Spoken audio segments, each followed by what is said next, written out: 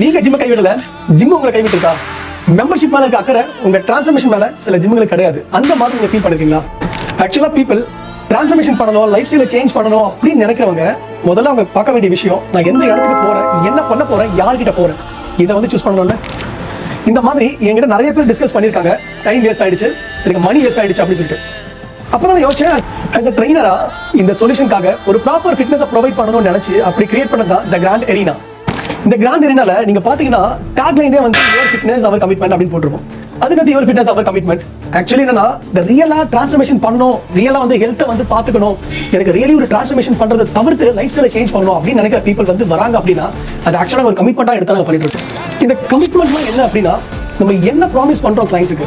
So கிளைண்ட்டோட ரெக்யர்மெண்ட்ஸை base பண்ணி அவங்களோட assess பண்ணணும், அவங்களுக்கு பிளட் ரிப்போர்ட் பார்க்கணும், டாக்டர் கன்சல்டேஷன், இது எல்லாமே வச்சு ஸோ நம்ம ஒரு ப்ராமிஸ் கொடுத்துருப்போம்ல, இதை செய்யறோம் அப்படின்னு சொல்லிட்டு அந்த செய்யறதுக்காக ஹார்ட் ஒர்க் பண்றோம் இல்லைங்களா, அதுதான் கமிட்மெண்ட்.